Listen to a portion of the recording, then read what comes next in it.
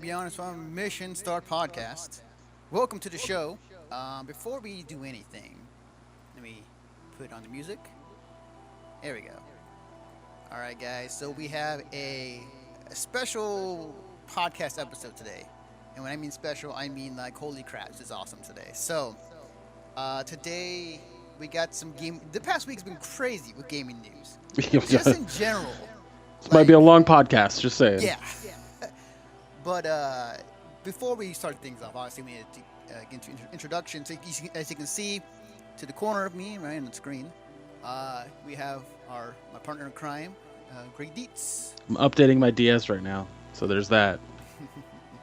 And also joining that's us, what's special about today, guys. So just so you know, it's just me yeah. upgrading my DS. Yeah, don't worry about it. This is Nintendo theme all day today.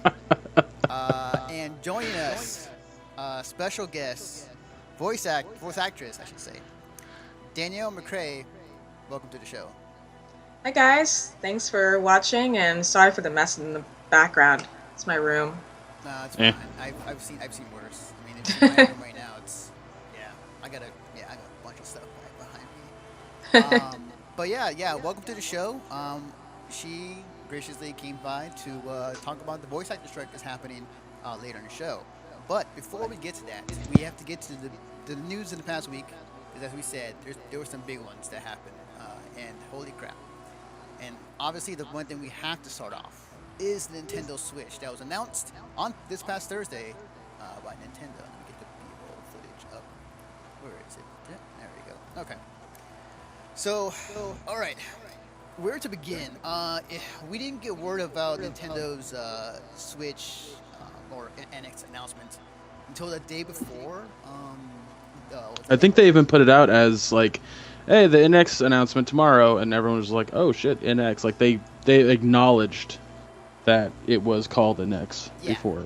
Yeah. It was crazy because like I was sitting down, I was watching the debate, and I see this tweet come by on that's kind of going across the Twitterverse, and I was sitting there, I was like, is that real? I looked it up, I was like, oh wow, this is totally real.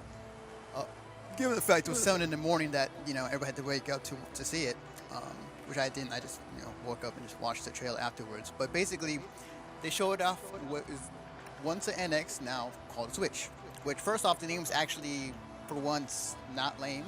The Wii and the Wii U, I feel like, I don't know. To me, I wasn't really a big fan of the name, but that's Nintendo for you when it comes to certain things. But with the Switch, they showed off the device. It's like a tablet in a way, but you can also dock it to a docking station, which can project to a TV screen.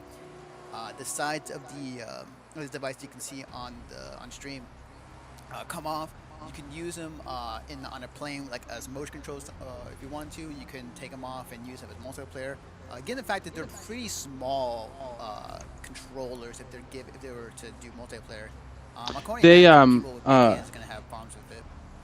Yeah, I was gonna say that they announced a like they've answered a few questions that have come out about the Switch itself, and first and foremost, the screen, that's the console itself. Like there's the dock, the controller attachments, the extra controller side. The screen itself is the entire console. So that's important to factor in. The controller thing, apparently in the trailer they show like pro controllers. I don't know what they'll actually be called, but they kind of look like an Xbox controller. And those are going to be like you're going to be able to attach like 4 of those to it at once. So if you wanted to do multiplayer things in your house and you have the dock, you could do that with it. Right, definitely. The other things too that stood out to people pointing out as well, alongside with the console trailer, there were some snippets of actual games that were being shown on the device. Even a sneak peek at the new Super Mario game that was teased. We had the Bethesda game as well, Skyrim, and as well as Splatoon, which they kind of shown as an esports settings, and I hope it becomes a thing. That'd be cool. But so there are definitely some things they also hinted at alongside with the console, the Pro controller you can use with the Switch. And they went out and actually and kind of clarified some other stuff as well. So let me just bring up some articles real quick. So one of the things they pointed out, and this is I think an article by TLDR, or no, it's The Verge, TheVerge.com. The Nintendo Switch embraces local multiplayer. Oh wait, no, it's not. Wrong article. Sorry.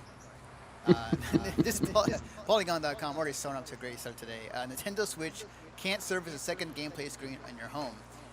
Nintendo's tablet meet console Switch is dropping one of the things that fans of the Wii U seem to really like, the ability to use the system as a second gaming screen. The Wii U's gamepad served as both a controller and a functioning screen.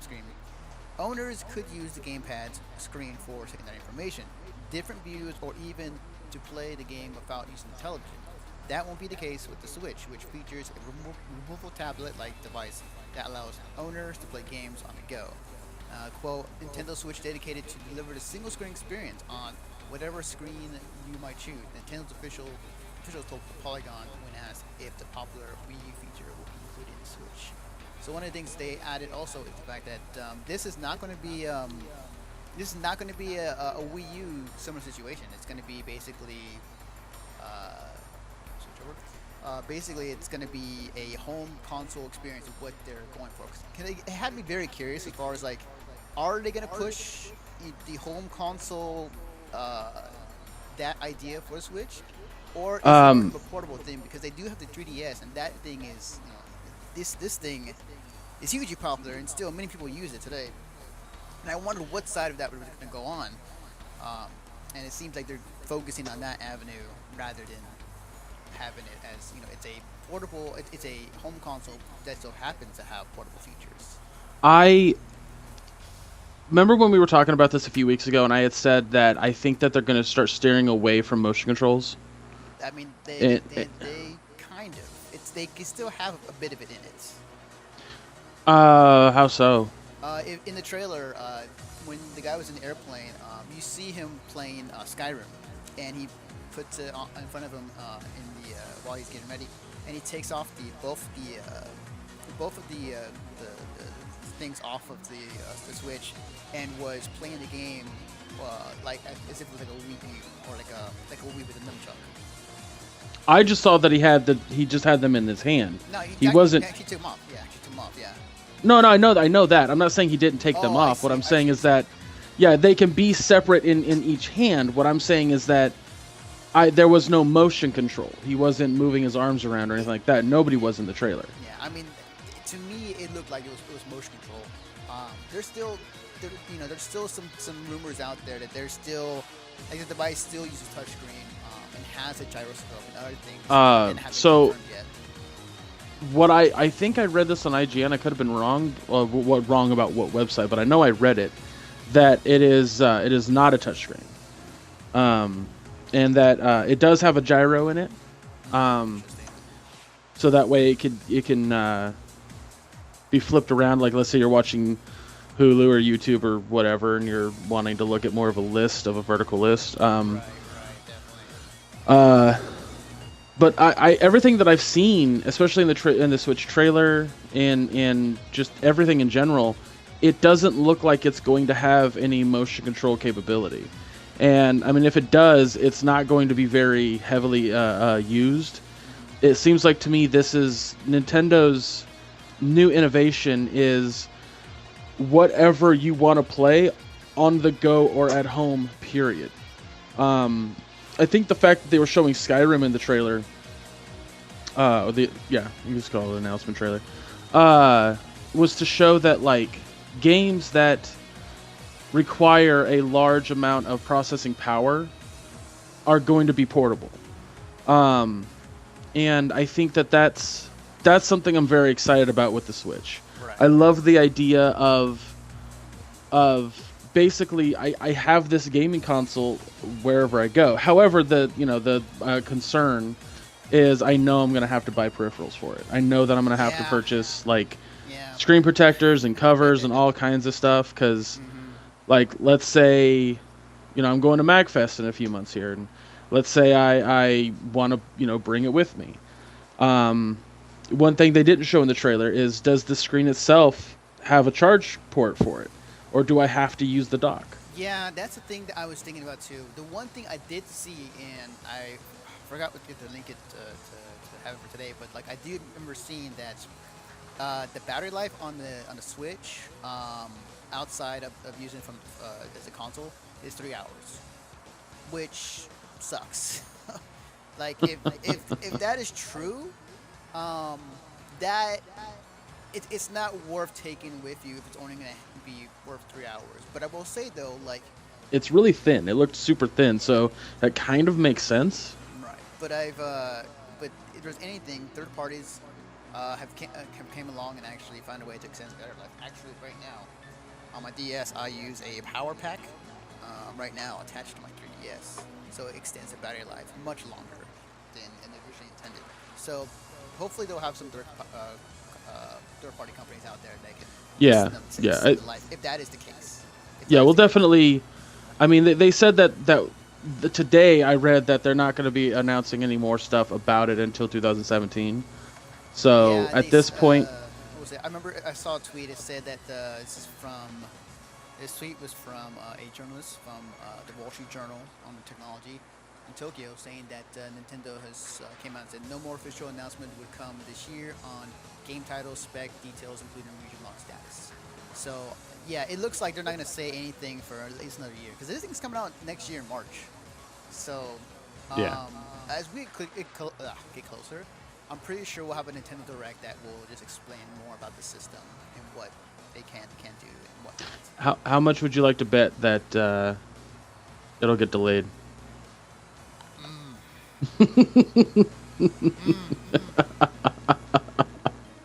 That's hard. I That's hard. yeah I think that's more of a joke than anything, just because that's just like a trend that we're seeing right now. But yeah, right. Like, that's a really hard bet. Only because like I think they're gonna, because they always, when it comes to releases for Nintendo, they always hit that March time. Like the 3DS came out at that same time. The Wii U came in around the same time. Like that is their time when it comes to releasing consoles. So I think they're gonna release it. I want to say that if I had to put any amount of food or amiibos, I would say that they'll make that release in March. yeah, and I agree with you. Like I said, it was more of a joke, but I am excited about it, and I do plan on buying one. I don't think that Nintendo's pretty steady when it comes to putting their consoles out for not too much. So Right. The one thing I will add to it is the other thing that to just one more piece to it is that they also showed off the amount of companies that are supporting the Nintendo Yes. Switch, and that for Nintendo has always had issues with third-party companies. For the longest time, they did have companies that would go and make games for them, but like they always favor the other big two, which would be the PS4 or the Xbox One, or at the time 360 and PS3. And just kind of name a few off of here: Bethesda, Capcom, Platinum Games, Telltale Games, Sega, Activision, Take-Two Interactive, Grasshopper, Square Enix, Ubisoft, WB, and money. And some of these other ones they listed on there as well are just kind of middleware, so they're not really particularly game companies. But like, I think for me, like, well, if there's one thing that Nintendo's good about, it's making their stuff readily available for shovelware. So yeah, so I definitely am wondering how it's gonna go. It's cool to see these game companies being announced as far as like they're partnering with Nintendo to make games. It's going to be whether those games can perform well with the Switch as time goes on. yeah. So, And but I'm like, all joking aside, I'm very excited for it. same here. Danielle, any thoughts on the Nintendo Switch and all things considered about it? Okay, so I haven't checked out any of the Nintendo conferences, so I have no idea, sadly. Gotcha. But would you like the idea of having a portable system you can take on the go? That's like has better quality than what's currently out. Definitely, because I fly a lot, and I would love to have something that is portable and something I can use and not have any like issues out of it. So definitely. Yeah. Yeah, for sure. There's a part in the trailer where the guy, he's on the plane and he takes takes the screen out. There's like a little flip on the back to mount it, and he just takes the controllers off the side and starts playing Skyrim while the flight's going. So Yeah, it's really Nice. Cool. Yeah, I definitely enjoy the fact that its portability looks really cool. I just hope the battery life is much longer than what I found out recently. Okay, so aside from that, the other big news that came out this past week, it was we talked about last week, was the Red Dead 2 finally confirmed by Rockstar. And they showed up a new trailer, and there wasn't much you can tell from the trailer other than the fact that, again, it's in Western. There's been many talks regarding that Red Dead 2 is going to be set as a prequel to Red Dead. And that's the talk right now regarding what Red Dead a 2 prequel? Yeah, that's what the talk's been saying so far. As far as like if that's true or not, not sure if it is, because it looks like very much the same. I would hope that it just takes place in the same general era, and that it's a different cast entirely. I mean, I know that it is Red Dead Redemption 2, which I think is kind of the best way that I can put this is it's a fail in my eyes towards naming themes. I feel like you had Red Dead Revolver, Red Dead Redemption, and then Red Dead and then something else. Yeah, there was But whatever. Yeah, I remember hearing that people found through their website some of the code that there was different names. Red Dead Rebellion was one of them. Red Dead Revolution was one of them. But they just stuck with Red Dead Redemption 2. All right. Well, I mean, it's well. One thing I noticed about the teaser photo and then the trailer, it looks like Rockstar might be doing their own version on the is it Furious 7?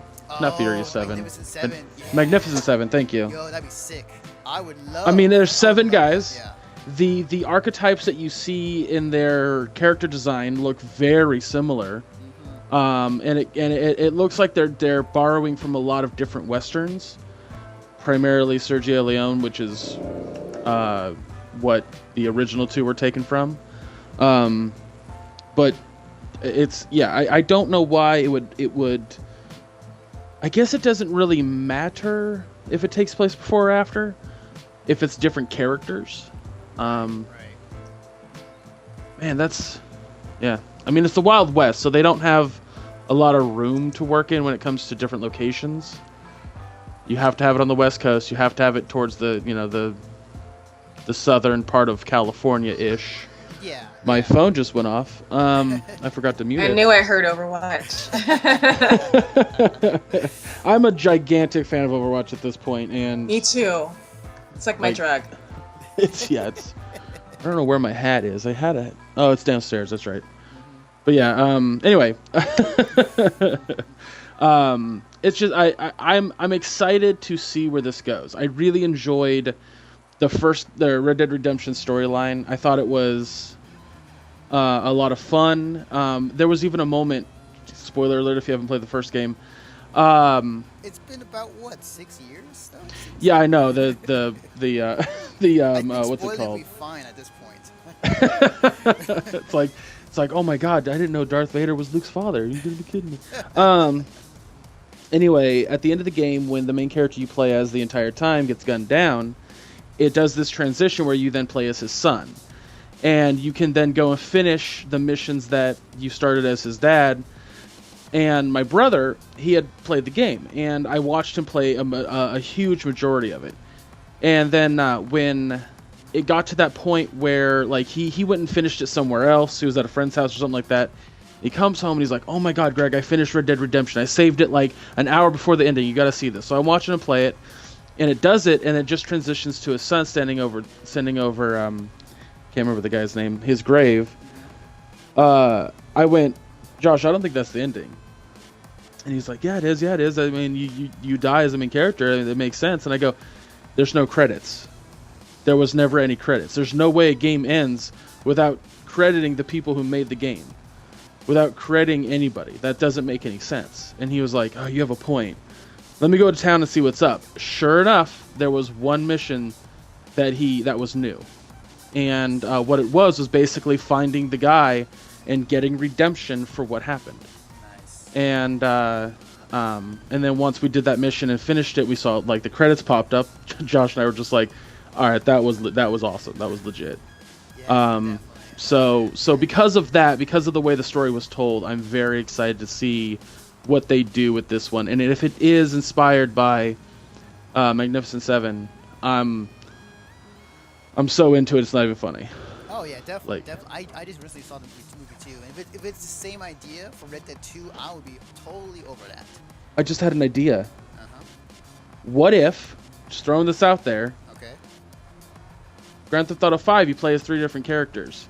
What if you play as 7 different characters in Red Dead Redemption 2? Wow. Rockstar, if you're listening, there you go. There you I mean, go. There's it's your possible free one. now. The capability is there. I can see it happening. That'd be nuts, man. Oh my man, god. that would be the best. Oh, it'd be so cool. I love it. Rockstar, get on that. That'd be great. That'd be awesome. I'm excited the fact that Red Dead 2 is definitely a thing and it's confirmed. The one thing I'm very curious about if they will do, because this has been something they've talked about or been, people wanting for the longest time, was a PC version of Red Dead. And at the time, the resources were not enough to make it, and maybe there were some other circumstances. But that talk is coming back again for Red Dead 2 and saying, what if they put out the PC version of Red Dead to lead up to Red Dead 2? And that'd be awesome, but no word from Rockstar regarding that yet. But in due time, we'll definitely find out more information. But yeah, I'm glad the fact that it happened, Yeah. the announcement. Red Dead 2 is like almost like one of those other mythical games that out there that that would never get a sequel or never thought to see the light of day. Speaking of which, speaking of mythical games, let me just switch over here to the next topic real quick. A little quick aside. The Last Guardian gone gold. Like it is official. The game again, it's been through development hell, and over the past 10 years. Oh yeah. Yeah, like it is finally a thing. Like it's gone gold. And it's gonna happen. So I believe they delayed it to November, I want to say. I don't remember. Yeah, and you might feel that on the phone now. Yeah, so it's gonna happen. The Last Guardian. Now the question: will it live up to the hype or the expectations in the past 10 years? I'm not quite sure if it will or not. But Yeah, it's good. I just like the fact that it exists. But I think I was gonna say I think one issue that is going to come up from this game is the same issue that a lot of development hell games get, and that it's not going to live up to expectations by any measure. yeah. Anyone that listens to this podcast, I need you to do me a favor: lower your fucking expectations. Yep. That's my that's one cuss word. I'm dead serious because a lot of people who got to play the demo at, I think, the Tokyo Game Show is where it was at. Yeah. A lot of them did not like how it controlled. A lot of them were very disappointed. And somebody had pointed out that it controlled exactly the same as Shadow of the Colossus. The character does not exactly follow what you press because they wanted a more realistic way to hear how he falls, how he climbs, how he jumps. If you're pressing forward but he fell from like a big height, he might not immediately start moving. Or if you try to turn or jerk real hard, he's not. You try to do that in real life. You run at 10 miles per hour. I don't know how fast people run. Right. And then try to turn real quick. You're gonna hurt yourself, or it's just not gonna happen. So he kind of. Sorry, go ahead. Sorry, I was just. I was gonna say, to be fair, like this Team Eco, I would assume based their movement on Shadow of the Colossus before they made The Last Guardian, because prior to that they made Eco and The Last Guardian, and then this for a very long time. This game was supposed to come out as a PS3 launch title, and it never did. So now the fact we're seeing it now, and given I've heard these same talks too. But I can only assume because they base it on that movement. Now, whether it has improved since then, I don't know. But hopefully, the talk out there that it's going to be good. Or I'm still excited for it regardless. I want to play it really bad, and I just need people to understand. Like, I have this fear that the game's gonna start getting really low scores because people don't remember what it was like to play Eco or Shadow of the Colossus. That's true. That they Yeah. It has been it's a lot of things have changed in the past 10 years. That just people please lower your expectations. I know. But so that only brings up my question is like, okay, so we got The Last Guardian, we got Red Dead 2, we got Beyond Good Evil 2 happening. Come on, Valve, give me Half-Life 3, for the love of God, please. I'm gonna scream to the top of the Seriously. heavens until it happens. I need Valve, give us anything 3. Give us a game with the 3 in the title. For Left I don't 4 Dead care. 3, Team Fortress 3, like I'll even take. I'll take Left 3 Dead. I don't care. Yes. Like even episode. Just saying. Just saying. But yeah. Anthony, the joke passed. I know. But yeah, it's gonna happen, and we'll definitely see some reviews and people's thoughts on it pretty soon in the coming year. But yeah. Now we get to the main event of the podcast. The reason why we brought in Danielle, not only because she's awesome, she's a great voice actress, is the fact that there's a voice actor strike going on right now, and I've heard talks about this, and there are some things that I would probably say need to be clarified, but just to be kind of more out there. So Danielle, I'm gonna open the floor to you. Explain to me, why is the voice actor strike happening right now? So there's a lot of reasons why it's happening right now. There is a compensation issue where we don't get any back-end kind of residual pay for some of the games that make about $1 million to like over $1 million. So we're fighting for equal kind of back-end pay, and we're also trying to raise awareness that vocal stress is a huge issue. There were times where when I recorded for Skullgirls and I was voicing Painwheel in that, I tasted like some irony like blood. So we're trying to like prevent any sort of like real issue in regards to like vocal stress by limiting the strenuous sessions from 4 hours to 2 hours with the same rate we would get for a 4-hour session.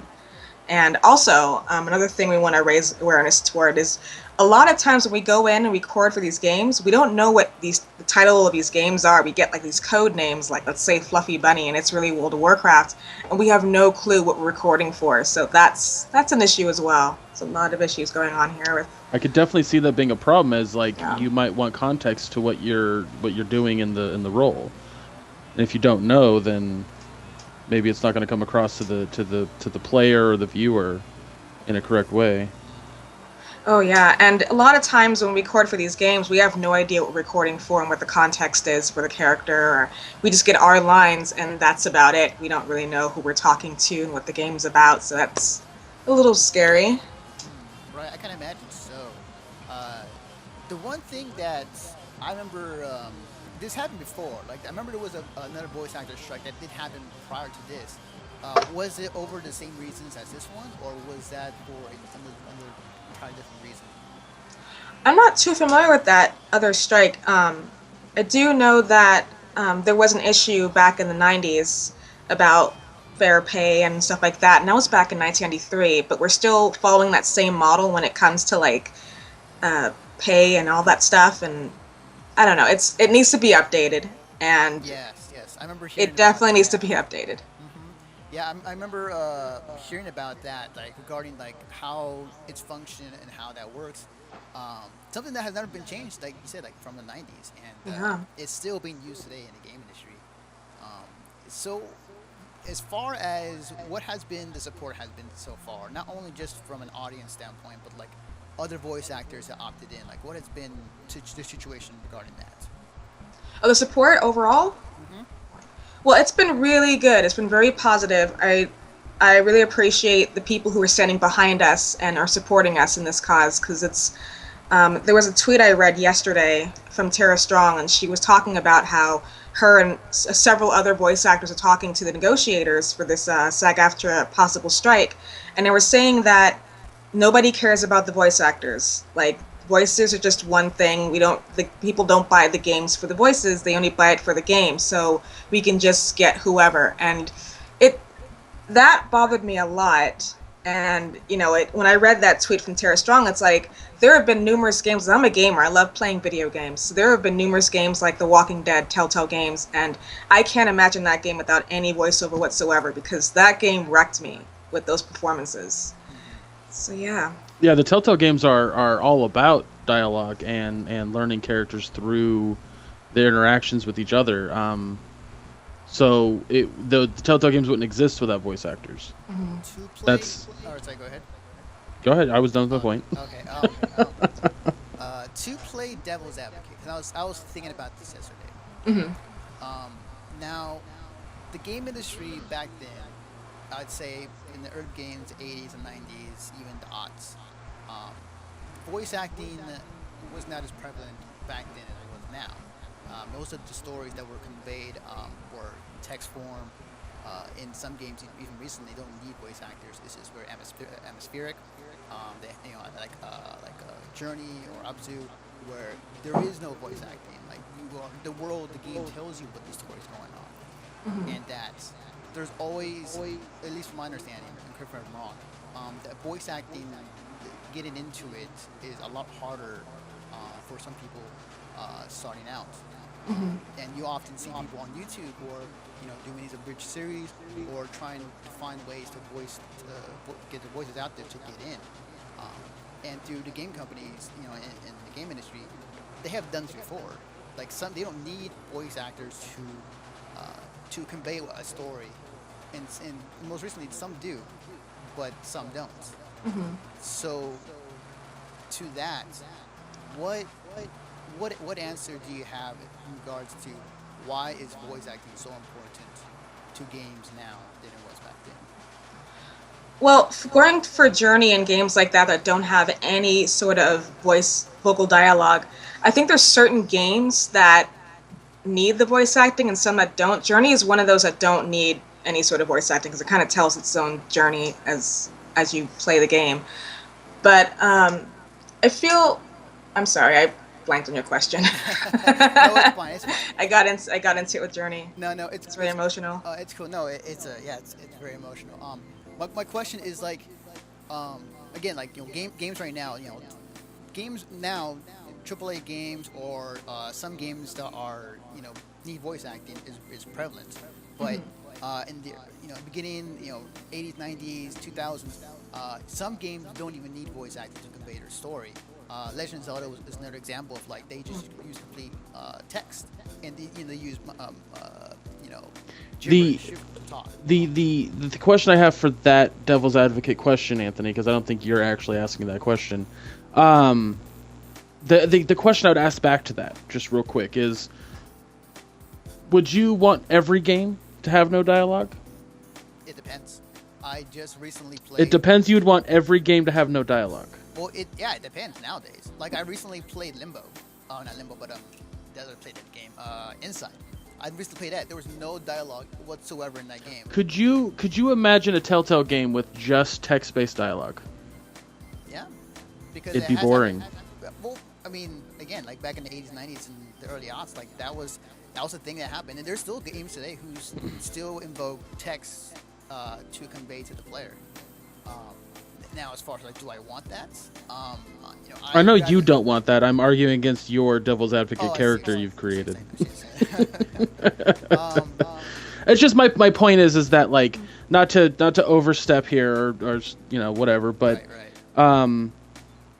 As a voice actor geek myself, I can't imagine personally there being a time in modern gaming where voice acting wasn't important.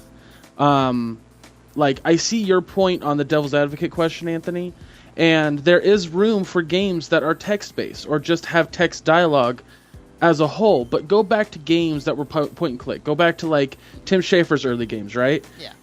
They conveyed a sense of emotion, not the entire thing. The only thing that can make a character come across as emotional is somebody's acting. So that's my point that I'm getting at. No, you're completely right. That's that's the counter argument to my devil's advocate. Is like, in some instances, yeah, like you don't get that emotional feel if you're playing like, a text-based game, or you're playing a game that has no dialogue at times. Games like Metal Gear Solid, like games like that recently Metal Gear Solid 5, Walking Dead, like those games when they have voice acting in it, they convey that emotion. You feel that. Oh yeah. You feel that. Okay, There so was a yeah. there was a game I recently played called Life is Strange, where I played that the second time around, and that's definitely a feelsy game, but that's another game that I can't imagine no voice acting in it whatsoever, because you're pretty much going on this journey with this main character, and you're finding out she can do certain abilities. I don't want to spoil anything about this game, and then Right. near the end, it's like there's no way this game can go without any voice acting, because it really conveys raw emotion, and it makes you feel for those characters a lot more, I feel. Yeah, it's like asking. I guess the devil's advocate question, Anthony. The best analogy I could come up with is it's like asking, do you want films to go back to being silent films, just Right. having music? I see. Gotcha. It does it. There's so many elements to like why certain things are important. Like, do you want all games to be top down instead of having different camera angles? Like to me it's in that same category. So it's just like we go back to the Telltale games or like Life is Strange, because it kind of falls in the same category, I guess. But there are like, take Skyrim for example. Skyrim is a game that could go without or with voice acting. It doesn't matter either way, because a lot of like the actors they got for like NPCs are just like people who work in the offices, and they're not voice actors, so they're reading lines very monotonely. But a lot of the main characters are voice actors, and but imagine taking all of that out of Skyrim, having no voice actors and just text based. It'd be the same game. There wouldn't really. I was gonna say, wasn't that Morrowind 3 for Sky? Yes. Yeah. So Yeah. The first game to have voice actors was the fourth Elder Scrolls game, which I'm drawing a blank on its subtitle. The infamous game that introduced horse armor in DLC. Yeah. I can't remember. Anyway, regardless, the point that I'm getting at is, I understand where you're coming from, and let's say, Anthony, let's give a little scenario here. Let's say, what's the abbreviation for the Screen Actors Guild, the Voice Actors Screen Actors Guild? SAG. It's just SAG. Okay, It is I wasn't SAG, sure. yeah. Let's say for the next year, the voice actors are on strike, right? And a company needs voice actors to come in and do roles, and they go, well, we can't because there's just nobody available. Nobody wants to be a scrub. Blah blah blah blah. Or scab. Is it scab or scrub? I think it's called scab. Oh yeah, it's a scab. Yeah. And so they have to then change their game. That studio is going to go through a lot of troubles because of it. I see what you're saying. It's I don't know, just to me I mean, yes, it depends on the game. Let's not add voices to Journey, but let's not take away voices from Life is Strange. That's what I'm basically saying. Right. The thing, though, too, to me, that also, as I said, like voice act, I've seen many people on YouTube trying to get into voice acting as well in every aspect, and it's hard to get into, at least from my knowledge. Like, the one thing that, and this is the company, this is the game industry company, Evil Minds talking, but that quote you said, about what Tara tweeted out, like a game company could go out to somebody on YouTube. Some nameless voice actor and say, hey, we want you in our game.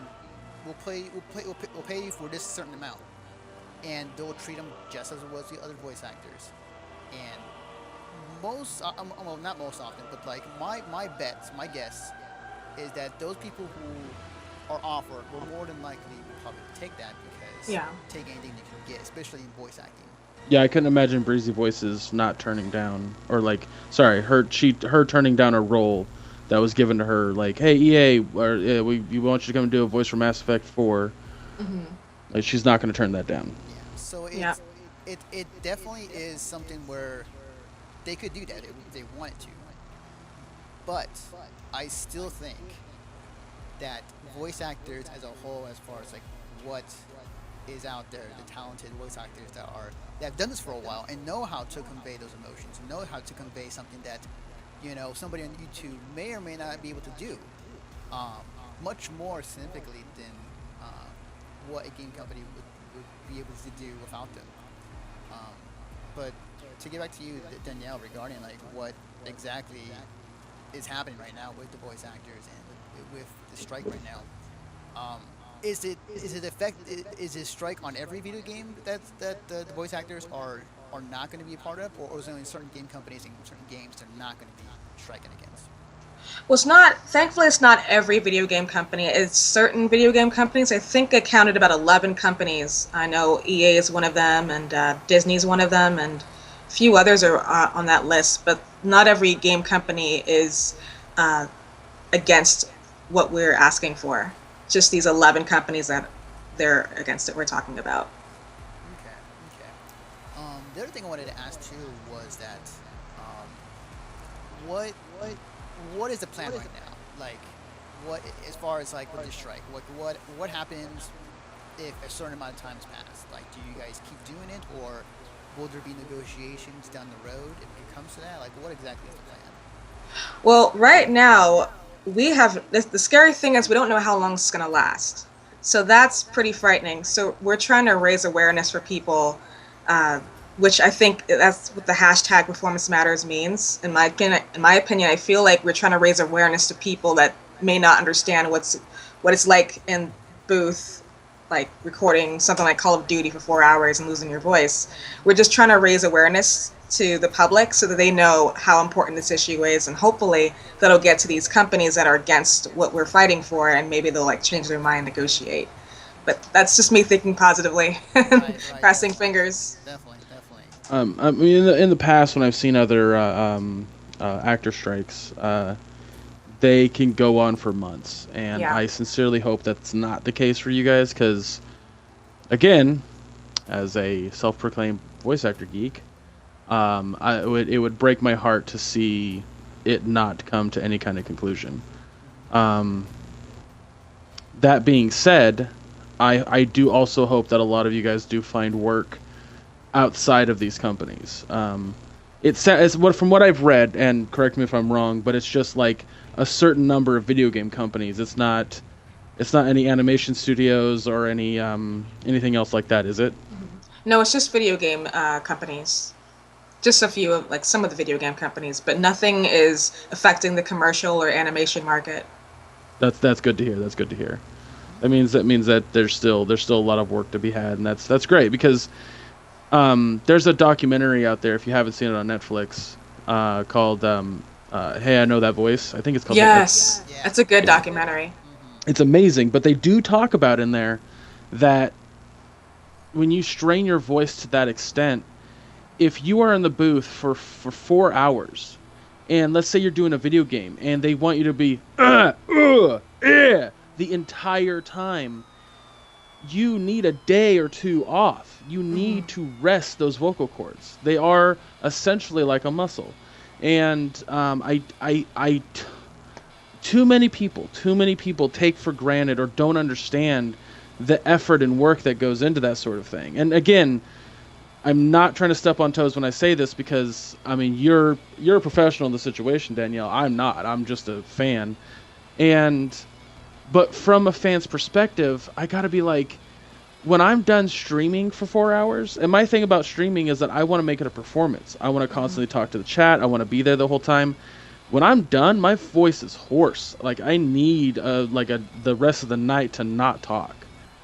And I can't imagine what it's like to like strain your vocal cords for 4 hours. That's insane. Like you said, there was that one instance where you tasted iron. Yeah. Like, that's. And it was numerous times too. Like, it wasn't just with Skullgirls. World of Warcraft, I was tasting a lot of iron, and my voice was like gone for like a full week. So that's pretty scary. It's pretty scary because you're hoping, like when you're voicing for some of these projects, you're hoping you can keep your voice and not have to worry about issues in the long run, like, will I lose my voice, will I lose parts of my register, my higher register, or all that stuff. And I think that's why the whole strike is happening, and is to raise awareness first Yeah. and foremost. The one, Yeah, I was going to say, one other thing that did pop up from this, and that it had me thinking as well, is like, going back to the tweet that Tara Strong did. I remember hearing her or somebody else talk about this, but like, regarding, you know, I kept hearing, you know, from like people within the game industry, like, you know, programmers and game devs, and like, you know, I work on this game like over the hours that I'm scheduled. You know, I sleep in the company house just to work on it, or will stay at like 72 hours, you know, during crunch time. You know, where's my visuals? Like, where's my part? Why should a voice actor get that? And in the conversations, like, well, maybe that should be changed too. Yeah. Oh yeah. Because the one thing is, like, in the game industry, there's still some practices that still need to be changed. That is still, you know, carry on from the yesteryear of the 90s and the aughts.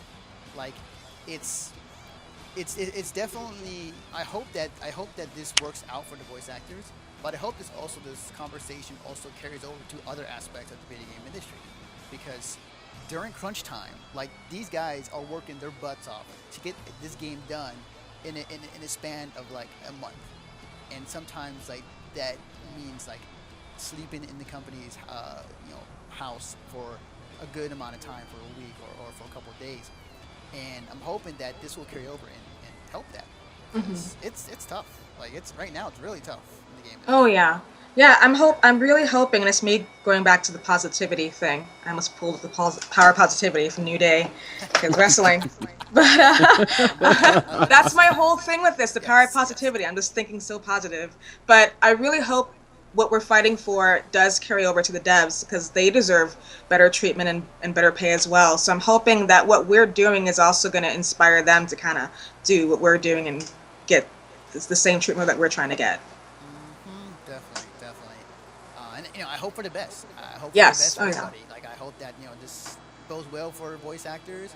I hope that this will lead to other big changes in the game industry, for programmers, game devs, whoever. And again, fingers crossed, on everything.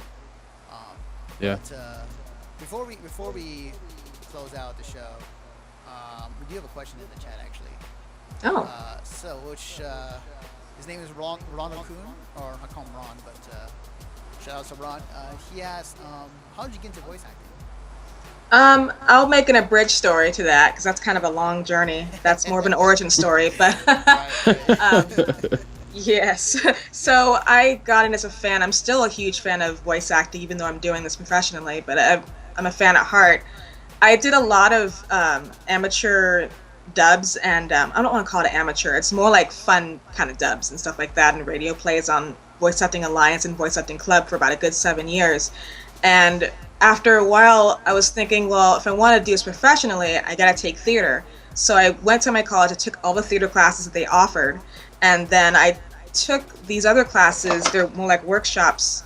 It's called Bang Zoom Entertainment's workshops. They have like a beginner, immediate, intermediate, and a master class.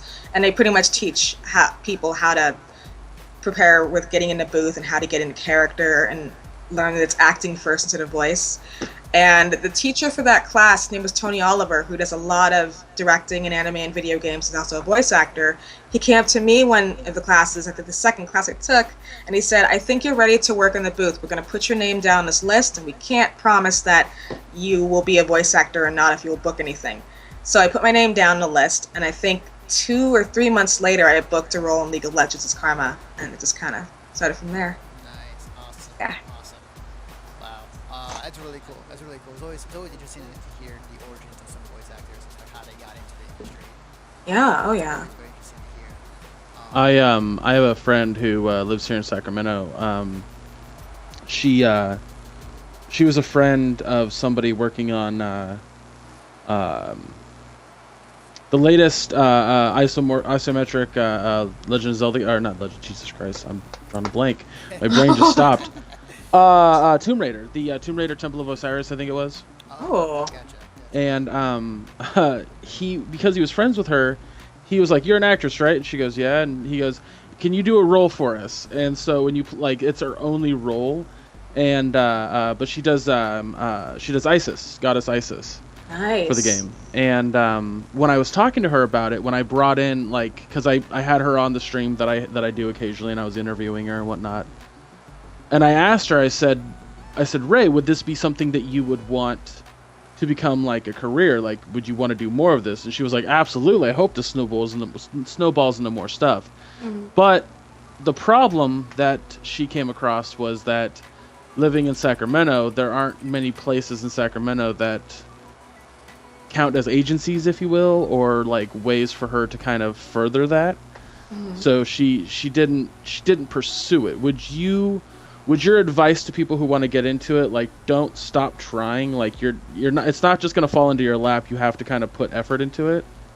Oh yeah. Well, before I took those Bang Zoom classes, I was really trying to become a voice actor, and that took about a good 4 years before I booked anything.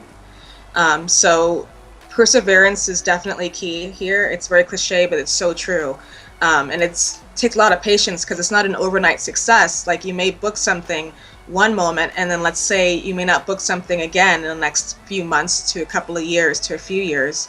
So, a really good site to look up agencies, because I know there's some in San Francisco.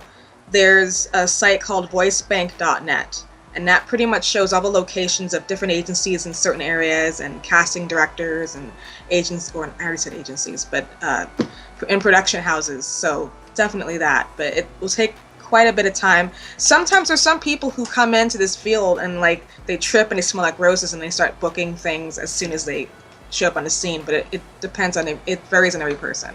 Definitely varies. Yeah, absolutely. I think she kind of I don't know what she's doing now because I haven't talked to her in a while, but I just remember the situation, and when I was interviewing her, she we kind of talked about that for like a second, and she was like, yeah, I'm gonna keep trying to go out there and blah blah blah, and I just think she stopped. I think she just kind of put it to the side, and then I've heard other people like ask that question at conventions when a voice actor's up on the stage, and like and it's always the same thing. It's always like, there's nothing in this life that's worth it that doesn't require hard work and effort. And so I just kind of wanted to have you say it as well, I guess. Yeah.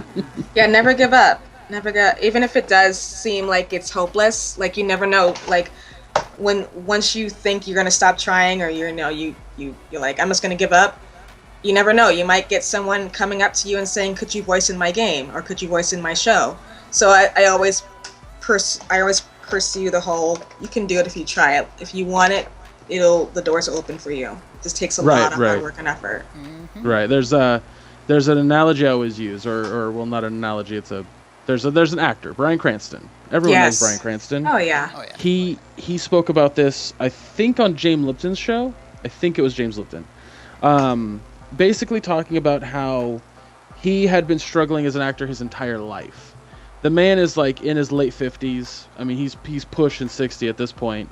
And to him, Breaking Bad was the role of his life. That was the one that he'll never, like, that's his best, that's his top. Mm-hmm. He's been acting since he was in high school.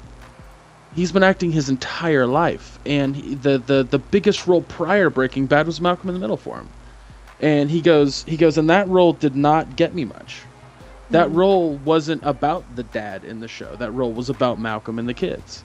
So for him, he was a side character, and so it didn't really open a whole lot of doors. But now that Breaking Bad happened, now it's opened a lot more doors for him, and he's in his later years. And I tell people this all the time. If you give up when you're young, you're never going to get anywhere. Yeah. You don't know what's going to happen tomorrow. You don't know if you're going to have your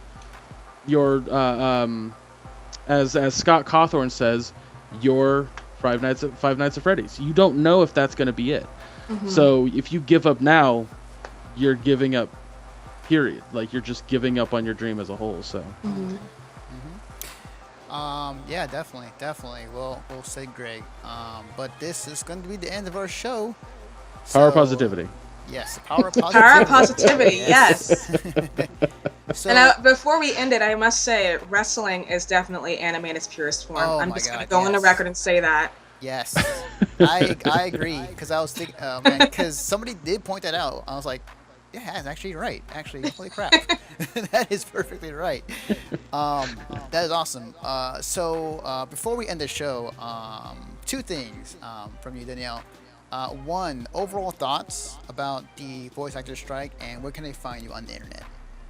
Well, my overall thoughts, I'm going to go bring up the positivity again. I'm really hoping that we'll find some sort of resolve, some sort of compromise. And I hope if we do ever find that compromise, I hope that can also go toward the game devs as well, because they definitely deserve a huge pat in the back and many more. And where they can find me, I'm on Twitter. My Twitter is Danielle, DanielleMCBO. I almost forgot to spell that. And I have a website at daniellemccraebo.com. And most recently, if anyone's a fan of Overwatch, me and Erin Fitzgerald, another amazing voice actress, we put together a podcast called Waifus of Overwatch. We talk about our waifus and our husbandos in the game. And we even brought on a few voice actor guests in the game. So that is waifusofoverwatch.com. So yeah. I imagine a current waifu is Witch Mercy. Oh yeah. Yes. Best skin. Oh my gosh, yes. Yes. What's really funny is my buddy and I, we both spent $40 on loot boxes, and Me too. Spent like $40 trying to get that skin. I spent 50 because I spent 40 the first day, and then I wanted more because I didn't have. There were certain skins I didn't have, so I was like, "Fuck, I'm gonna spend another $10." Mm-hmm. And I got every single skin except for Reaper. And he's gotten every single skin except for Witch Mercy, and that's the one that he wants the most. I could care less about Reapers because I don't ever play Reaper. Yeah. But he plays Mercy fairly frequently, and he's just like, why can't I get this skin? This is the worst. No. Yeah, I hear you. I hope he gets it very soon, though. Greg, since we're on you, can I talk today? Where can they find you on the internet? You can find me on Twitter, Facebook, Instagram, under Chub Rock Geek. Sorry, all of a sudden the water I was drinking came hey, you're gonna burp. But yeah, social media is just find Chub Rock Geek. You'll find me on Snapchat at Chub Rock Snap. I don't use it very often though. I have a review coming out for Jackbox Party Pack 3 here very soon. I just need to record it and then send it to Anthony for editing purposes, but that should be up on our YouTube. And you can find me every Saturday on twitch.tv/half empty energy tank, all one word. I won't be on this Saturday. We're doing they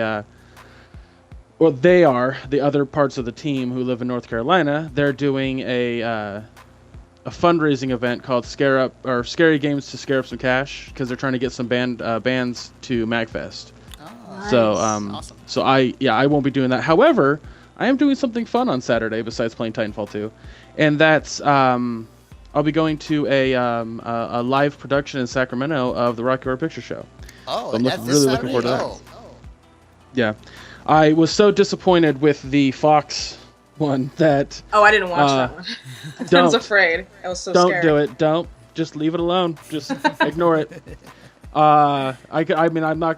Before the podcast started, I was ranting and raving to Anthony over here about why it's so bad. But anyway, I was talking to my brother about it because him and I went to a few midnight showings, and we were both lamenting how disappointed we were. So he was like, some of my friends are in a show, and I'm like, let's do it. Power positivity. Let's do it. So. Yes, I love that.